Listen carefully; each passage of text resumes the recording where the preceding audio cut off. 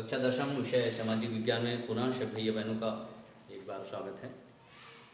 भैया बहनों, हम भूमि संसाधन की चर्चा कर रहे थे, तो भूमि संसाधन में उसके आगे और थोड़ा सा आगे चलें, मृदा एवं प्रकार।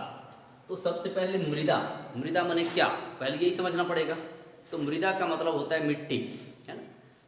मिट्टी में हम भूमि की जो ऊपरी सतह, ये धरातल की जो ऊपरी सतह है जिसमें घास फूस वनस्पतियाँ उगते हैं, उसको हम मृदा कहते हैं। मतलब ऊपरी सतह उसे मृदा कहा जाता है, जिसमें वनस्पतियों का और हमारे प्राणी जगत जिसमें विचरण करते हैं, ये ऊपरी जो सतह है उसे ही हम मृदा कहते हैं। तो जो मृदा का निर्माण होता है उसमें कई चीज़ें उसको प्रभावित करती है, जैसे जलवायु, सूर्य की किरणें, मतलब सूर्य की प्रकाश के कारण भी, हवा के कारण भी, जल के कारण भी मिट्टी की संरचना में अंतर आते जाता है और उसके कारण मृदा को अलग अलग खंडों में विभक्त किया गया है, उसको बांटा गया है।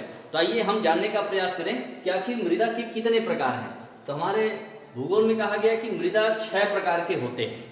अब 6 प्रकार की मृदा क्यों पाया जाता है, आखिर ऐसा क्या है उसमें जिसके कारण उसको अलग किया गया।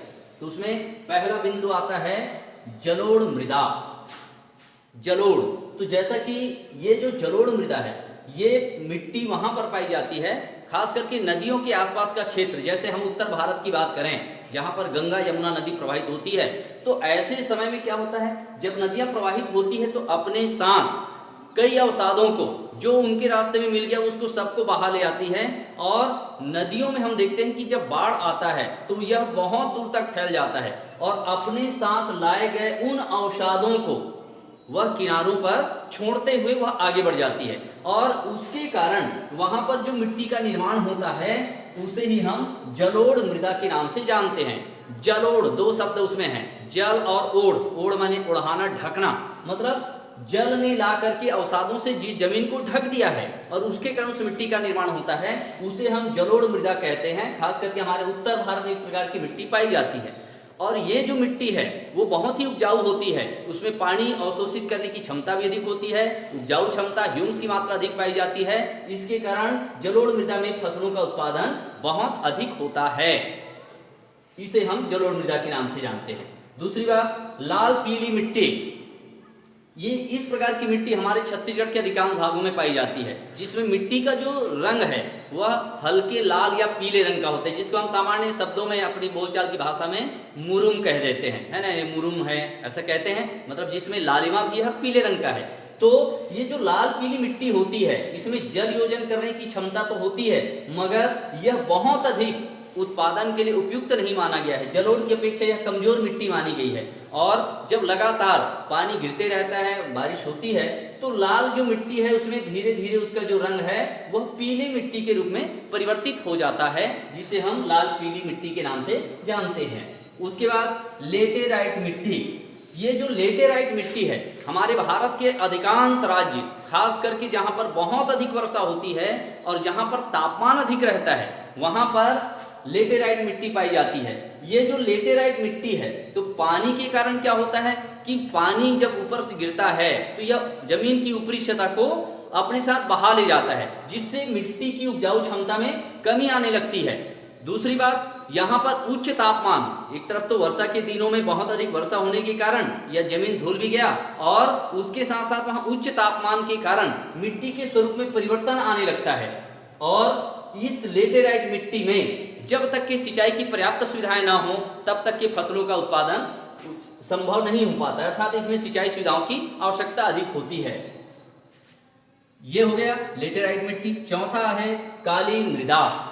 काली मृदा जिसको हम दोमट मिट्टी के नाम से भी जानते हैं। प्यारे भैया बहनों, इसमें ये जो काली मृदा है ये बहुत ही उपजाऊ होती है और इसमें पानी को अवशोषित करने की, नमी धारण करने की क्षमता अधिक होती है और इसके कारण इसे कपास की काली मिट्टी के भी नाम से जाना जाता है। इस मिट्टी में कपास और गेहूं का उत्पादन बहुत अधिक होता है। उसका कारण क्या है, इसमें उपजाऊ क्षमता भी अधिक होती है और साथ ही पानी को अपने में अवशोषित करने की क्षमता अधिक होने के कारण यह कपास और गेहूं के लिए सबसे उपयुक्त माना गया है। उसका कारण, क्योंकि गेहूं और कपास के पौधों के लिए यह आवश्यक है कि पानी तो गिरना चाहिए मगर उनकी नीचे जड़ों में पानी रुकना नहीं चाहिए, तो यहाँ पर जो काली मृदा है पानी को अपने में अवशोषित भी करती है और उपजाऊ क्षमता अधिक होती है, इसके कारण इसमें कपास और गेहूं का पैदावार बहुत अधिक किया जा सकता है। उसके बाद शुष्क मृदा, पांचवा बिंदु देखते हैं शुष्क मृदा। यह शुष्क मृदा हमारे भारत के खास करके राजस्थान में देखा गया है, जहाँ पर थार का मरुस्थल हम जानते हैं। यहाँ यह जो भूभाग है अधिकांशतः यहाँ गर्मी के दिनों देखते हैं यहाँ 50 सेंटीग्रेड से अधिक तापमान चला जाता है। औसत वार्षिक वर्षा देखें तो वहाँ 10 मिलीमीटर से भी कम वर्षा होती है और इसके कारण वहाँ रेत ही रेत, जितने दूर तक हम देखते हैं रेत ही रेत पाया जाता है, जहाँ पर फसलों का उत्पादन संभव नहीं होता है। इसलिए यहाँ मोटे अनाज उगाए जाते हैं और इसलिए इसको शुष्क मृदा का नाम दिया गया है, जो राजस्थान में पाया जाता है।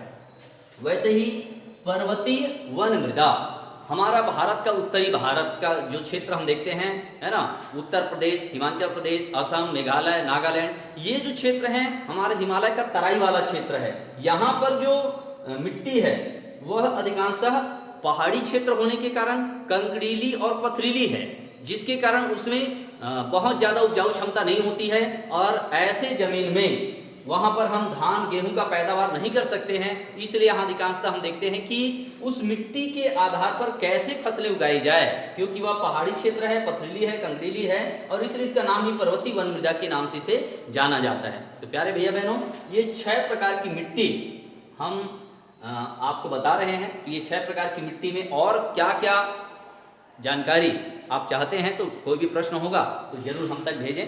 आज के लिए इतना ही, धन्यवाद।